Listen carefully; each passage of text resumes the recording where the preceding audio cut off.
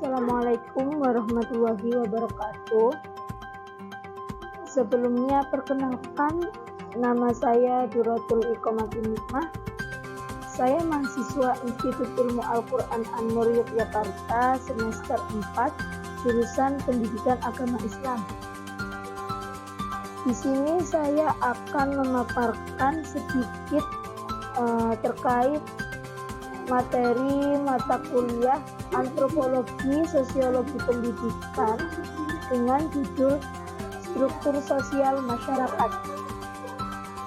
Manusia adalah makhluk sosial, di mana dalam kehidupannya selalu membutuhkan orang lain dan tidak dapat hidup sendiri. Bergabungnya individu satu dengan yang lainnya akan membentuk suatu kelompok masyarakat yang memiliki karakteristik berbeda-beda. Latar belakang manusia berbeda-beda dari segi asal-usulnya, pendidikannya, keturunannya, jabatannya, dan lain-lain yang akan membentuk suatu struktur sosial masyarakat dan yang nantinya membedakan status manusia dalam kehidupan bermasyarakat.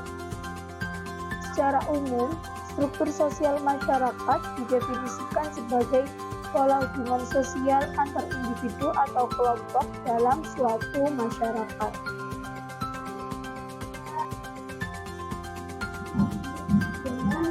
Nah, di sini saya akan membahas 3 poin terkait struktur sosial masyarakat. Yang pertama, institusi sosial. Yang kedua, stratifikasi sosial dan diferensiasi sosial. Dan yang ketiga, kelompok sosial, solidaritas mekanik dan organik dalam masyarakat. Nah, untuk pembahasan yang pertama yaitu institusi sosial.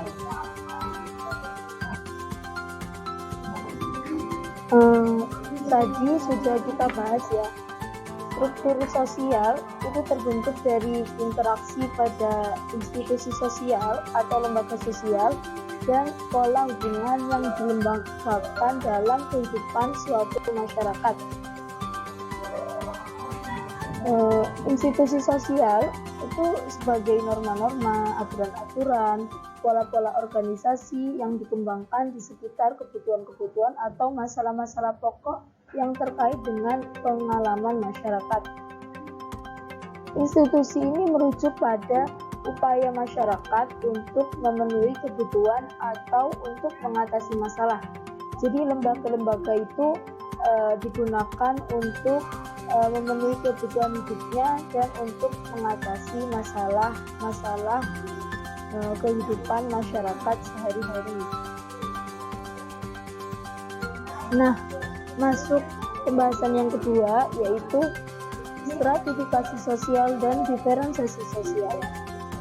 Stratifikasi sosial ini pelapisan masyarakat dan diferensiasi sosial adalah perbedaan masyarakat. Jadi perbedaan status manusia dalam berkehidupan itu dikelompokkan secara vertikal dan horizontal.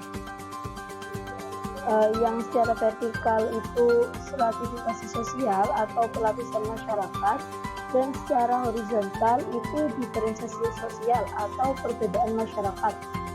Hal ini yang nantinya akan memberi dampak beraneka ragamnya dalam kehidupan bermasyarakat.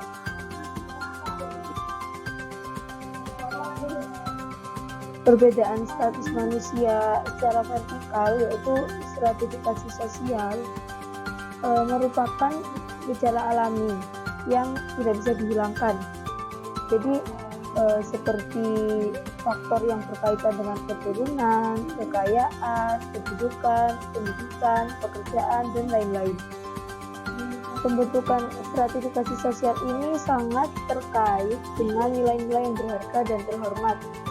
Ya, seperti contoh tadi, keturunan, pekerjaan, kedudukan, itu sangat berkait sekali dengan nilai-nilai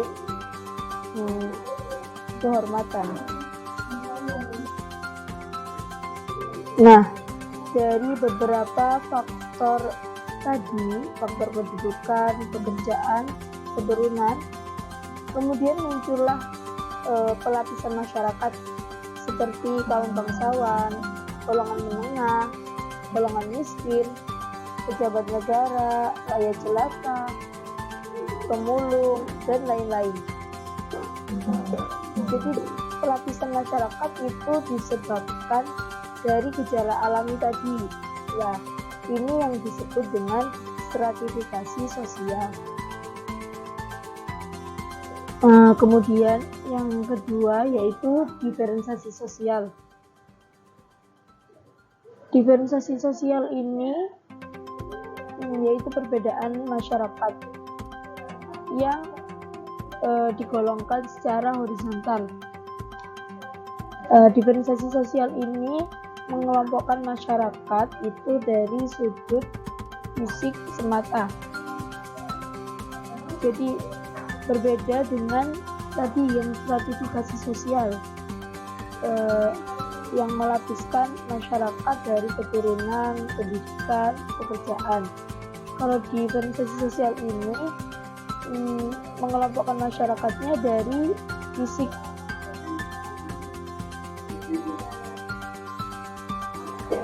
Nah, dalam diferensiasi sosial yaitu yang mengelompokkan masyarakat dari sudut fisik semata, terdapat ciri-cirinya, yaitu yang pertama ciri-ciri fisik.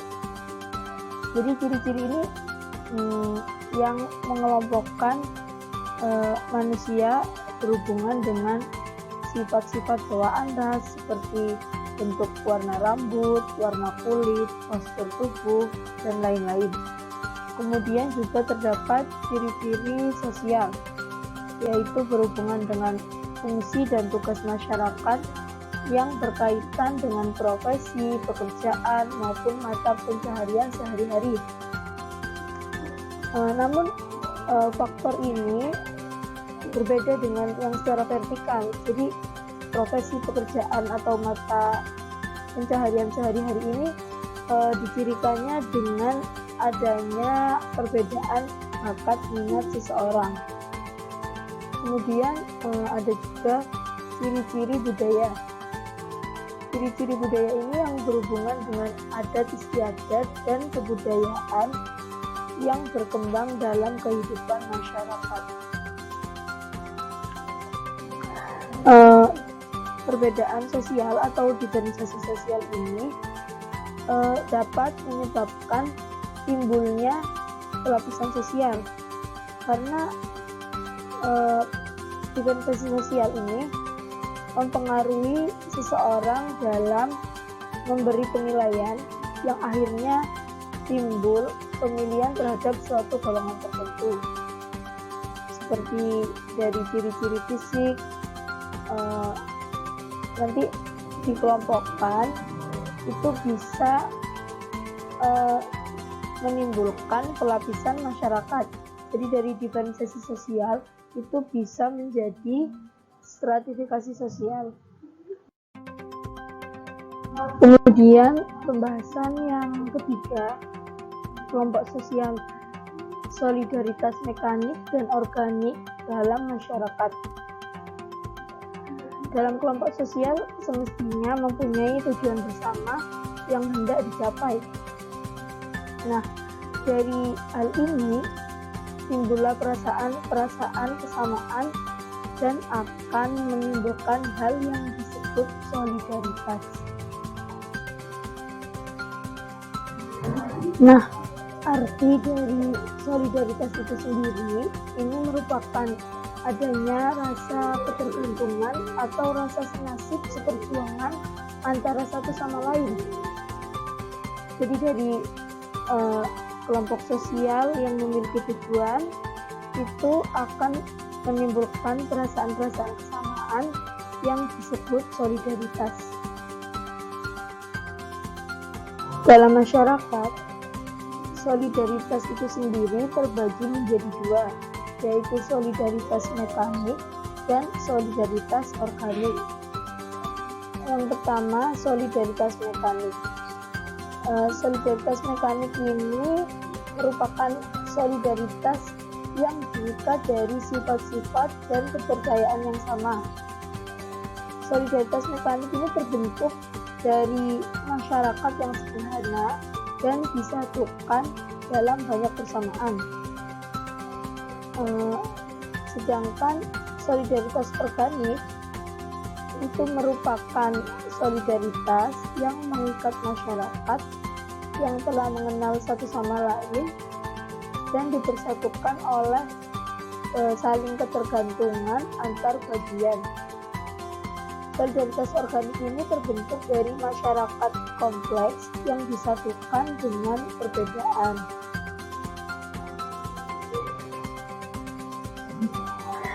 Dalam kehidupan sehari-hari, sering kita jumpai adanya stratifikasi sosial atau pelapisan sosial dan diferensiasi sosial atau perbedaan sosial dalam masyarakat.